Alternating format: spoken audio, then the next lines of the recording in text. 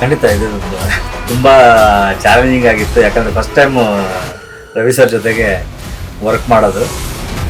ಅವರು ಒಬ್ರು ಮ್ಯೂಸಿಷಿಯನ್ ಆಗಿರೋದ್ರಿಂದ ನಮ್ಗೊಂದು ಸ್ವಲ್ಪ ಒಂದು ಆ್ಯಂಗಲಲ್ಲಿ ಈಸಿ ಆಯಿತು. ಜೊತೆಗೆ ಇನ್ನೊಂದಿಷ್ಟು ಏನೋ ಹೊಸದಾಗಿ ಮಾಡಬೇಕು ಅಂತ ಅವರ ಒಳಗಡೆ ಇರೋದ್ರಿಂದ ಒಂದು ಸ್ವಲ್ಪ ಎಳೆದಾಟ ಬಳೆದಾಟಗಳು ಎರಡು ಕಡೆಗೂ ಮಾಡ್ತಾ ಇದ್ವಿ. ಬಟ್ ಔಟ್ಪುಟ್ಗೋಸ್ಕರವೇ ಏನು ನಮ್ಮದು ಗಲಾಟೆಗಳು ನಡೀತಾ ಇತ್ತು. ಬಟ್ ಎಲ್ಲ ಆಗಿ ಒಂದು ಒಳ್ಳೆ ಹಂತಕ್ಕೆ ಬಂದಿದೆ. ಪ್ರೆಷರ್ ಅನ್ನೋದಕ್ಕಿಂತ ಏನೋ ಹೊಸದಾಗಿ ಕೊಡಬೇಕು ಅನ್ನೋದನ್ನ ಜಾಸ್ತಿ ಇಂಪಾರ್ಟೆಂಟ್ ಕೊಡ್ತೀವಿ. ಯಾಕಂದ್ರೆ ಇದರಲ್ಲಿ ಇಬ್ರು ರೆಕಗ್ನೈಸ್ ಆಗೋದು ತುಂಬಾ ಇಂಪಾರ್ಟೆಂಟ್. ಆ ಆ್ಯಂಗಲಲ್ಲಿ ವರ್ಕ್ ಮಾಡ್ತಾ ಹೋಗ್ತೀವಿ. ಇದು ತುಂಬಾ ಚಾಲೆಂಜಿಂಗ್ ಆಗಿದೆ.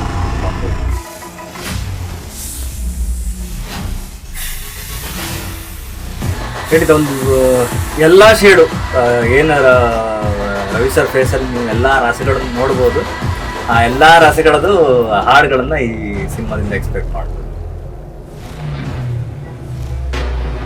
ಈ ತನಕ ಒಂದು 3 ಆಗಿದೆ, 4 ಮೇ ಬಿ ಬರ್ಬೋದು ಅಂತ ಅನ್ಕೊಂಡು.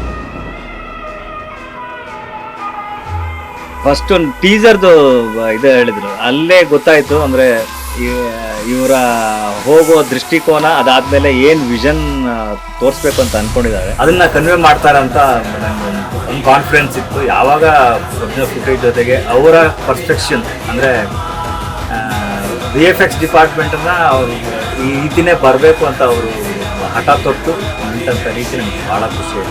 ಖಂಡಿತ ಒಂದು ಒಳ್ಳೆ ಔಟ್ಪುಟ್ ನಿರೀಕ್ಷೆ ಮಾಡ್ಬೋದು ಜನರು.